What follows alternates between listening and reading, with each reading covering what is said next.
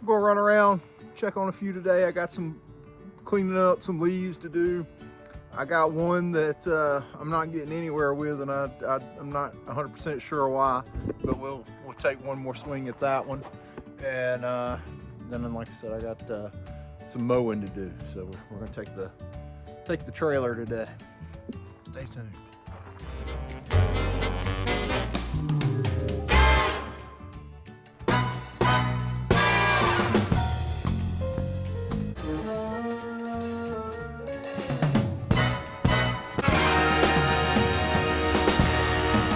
Got some winners and losers. This one is definitely a total freaking strikeout. They really didn't have any grass here to start with, and so they had a lot of exposed roots. They had dirt brought in. I seeded it. I killed everything off that was here, seeded it. It didn't come up all that great. Had the irrigation work done because I didn't think I was getting very good coverage. Seeded it again, and now this is where we're at. I'm gonna, just because I'm ready to get this thing right, I'm gonna go ahead and get the leaves off of it for them and do a couple of things here to see if I can get this thing jumping. All right, I mulched up the leaves with my mulching mower to get some of that organic matter on the ground and get some of these leaves out of the way. I'm gonna put some DX8 out on it, about 40 pounds of DX8, about 300 pounds of calcitic lime. I'm gonna spray it with humic acid and run some more seed into it and see what happens. But this is a total dud. I'm stumped. I'm also gonna pull a soil sample and send it off. You ain't gonna get rich making invoices like that. But man paid one time to get this damn seed up, and that ain't passable, so we'll see what this does. Here's another one. It's doing excellent. It's about time to get back on it with the fertilizer, but I was told I reaped some destruction with the aerator, so I'm gonna see what happened. They've already come over and fixed. Note to self, don't get in this area with the aerator next year. I apparently cut a cable line and hit an irrigation pipe. The pipe was shallow enough to hit it, so that's pretty sweet. Anyway, back's doing all right. I mean, it's very common. It's no big deal to hit the cable TV, but I've never hit an irrigation pipe before with the aerator, so that apparently was buried really shallow because I got my thing set to stop at 3 inches, my aerator. So that was a new one. There's another one down the road that they tell me I cut the cable TV, and when they came back and buried the cable TV, well, the internet, it's the cable internet. When they came back and buried the line with the trencher, they cut a couple of the irrigation lines. The irrigation guy has been busy, and he called me and thanked me for all my destruction this season. One of them things. All right, I still do maintenance and mow a handful of places. This is one of them. I've had it forever. Leaves is a big deal right now, so we're gonna take the walker, get this thing cleaned up real quick. Come along for the ride. Makes this thing kind of pointless. All this stuff, I can pick them up.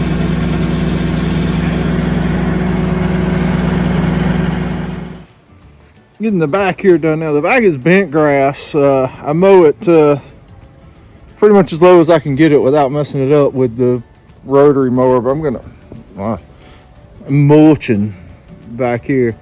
It's taking a couple of passes to get it all clean and dandy like I like it, but it's easier than running back and forth from the backyard over to where I have to dump it with the walker.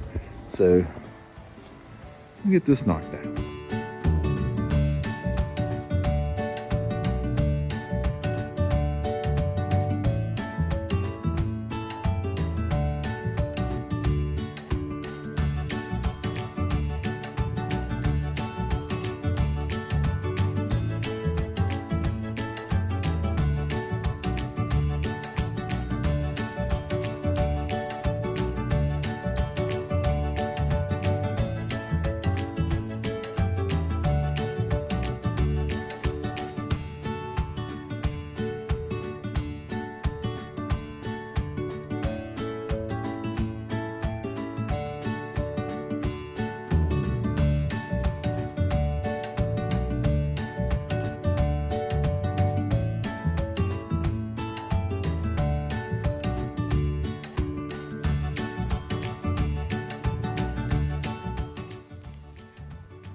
All right, with the mulching mower, and what I mean by the mulching mower is the deck, there's 3 blades in the deck like this, and around each individual blade there's a baffle closing it off, and then specialized blades that instead of being designed to have a lot of suction and shooting the stuff out the side, it recirculates the material under the deck and chops it up into smaller and smaller pieces and forces it back into the ground. But you know, when you got heavy pine straw coverage like this, it's not a one-pass deal. It's not with the walker either. The walker will, especially in taller grass, because you've got the deck up so high, will struggle to get a lot. I mean, it'll get a lot of the pine straw out with one pass, but it'll usually take 2. And with the mulching mower, in this situation on this bent grass, we're mowing it kind of low, so we've got the deck down pretty low, so it mulches this stuff up pretty good. It takes a few passes through it to get it, especially this heavy pine straw, to get it ground up like you want it. But as far as big dry leaves like oak tree leaves and stuff, it turns them to dust pretty easily, pretty quick. So those are pretty easy to mulch. But it's getting it done. I don't know what having all this pine straw ground up in the grass is going to do as far as affecting pH or anything, but we'll see. Mulching, bagging lesson there, whatever. So it's all cleaned up, you know, like on SpongeBob said, 2 hours later. Well, actually it took about 3 hours. Get the front and the back cleaned up, mowed, trimmed, edged, all that stuff. Anyway, while I'm here and while I got it cleaned up, I brought trusty permagreen with me. I'm gonna get out some of my DX8, which is a 1808 with a little ammonium sulfate, a little slow release urea in the form of an XCU, biosolids, iron, sulfate of potash, that kind of stuff. And also, since I cracked open this barrel of humic acid, or as I call it, rock juice, I'm gonna put a couple gallons acre of this rock juice in there. And what humic acid will help you with, it's been beat to death on the internet. It's not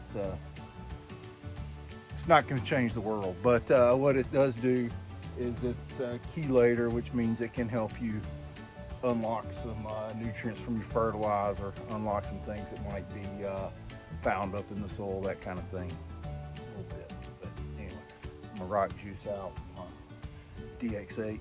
This thing should be screaming green for Thanksgiving. Another thing this humic acid is great at, especially out of a sprayer like the permagreen that kind of projects out when it sprays, is staining stuff. So keep in mind with this stuff, it's stained fences, sidewalks, lampposts, dogs, cats, little kids, whatever's in the yard. So watch where you shoot it. Give you a little view of the grass cleaned up without so much sun at my back there. Everything's looking great as far as the grass goes. We're just going to get this fertilizer on it. It looks like our seeding went well. Everything germinated good. I don't really see any weed issues to address, and usually on this round here, this is where I would try to address some early winter annuals and stuff trying to pop up, because it is like mid-November now. But anyway, we're going to get the humic acid and fertilizer on it, just to get a little growing, a little color. Let's make this happen. Again, the great thing about the permagreen is I've been here messing around all day, cleaning up leaves and making the yard look nice, but I can spread and spray these 2 products here in probably about 10 or 15 minutes over this yard or less. So this part won't take long. I got the back, excuse me, sprayed and cleaned up too. This is bent grass. I've already, since seeding this, come back and fertilized it once, and this time I'm fertilizing in the front yard. I hit with a rate of about a half a pound of nitrogen, and this time about a quarter pound, spraying the 12% humic acid as well. So the drawback to this time of year and doing maintenance on yards like this, I've done this yard for years and years and years, so I'm not gonna stop mowing it, but I mean, I've pretty much spent most of the day out here. The day is so short now because the time change and just the time of year.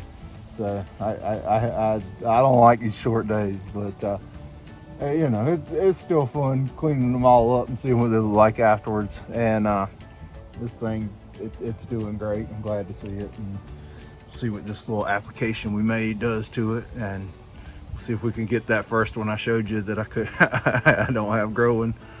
See what we can do with that. Just some things to track. I've got several that we've converted into fescue for the first time this year. We can go check on in the next video, so maybe we'll do that. And I got to get real serious about going around and making these fertilizer and checking on the weed control applications on all the fescue lawns after seeding here. So that's what we got going on right now.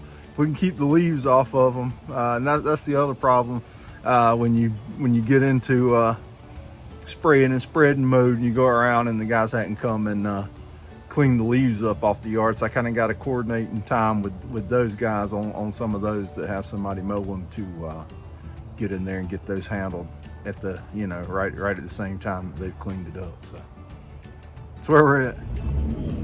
Ah, son, he's got this one cleaned off. I'm gonna go ahead and get it.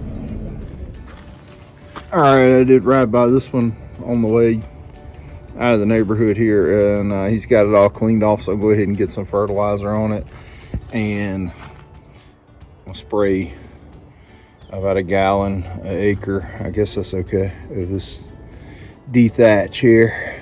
Trying to empty out these buckets I got back here. Buckets. Another great thing about the permagreen, can't really go through the gate here with it. So I was about ready to head back to the shop, but rode by this one and saw it was cleaned off. They just mowed it, so went ahead and got the application done on it. Looks real good. Why is my camera so better? No. Anyway, grass looks good, but the thing about this getting this dethatch on it, I don't use it for dethatching. I just like to get a little molasses in these late fall applications sometimes. Help increase the bricks in the plant, and it seems like I can retain color a little better in colder weather after making that application. Anyway, there we go. All right, well that's it for today. Like I said, I got some winners, I got some losers, I got a lot more to look at, and I'm a little off schedule from what I wanted to be, getting my follow-up fertilizer on a lot of the lawns. We have finally gotten some fairly decent rain. It's been really warm, but now it's cooling off a little bit and acting a little more normal for what it should be this time of year. But anyway, I appreciate you guys watching, and we'll get some more action in on the next one. Stay tuned. Thanks for watching. Hey, wait, don't go anywhere. We'll give you this unsolicited solicitation. It means it's a commercial that wasn't really supposed to be a commercial. Nobody asked me to do a commercial, but anyway, Kevin gave me these sweet triple threat swag. So check out their website, southernseedsinc.com, and if you pick up any of this sweet triple threat swag, tell them I sent you, and maybe if enough of you do it, I'll get a free pizza or something. I'm always hungry. I like pizza. So maybe that'd be a good payoff. Triple threat swag. SouthernSeedsInc.com.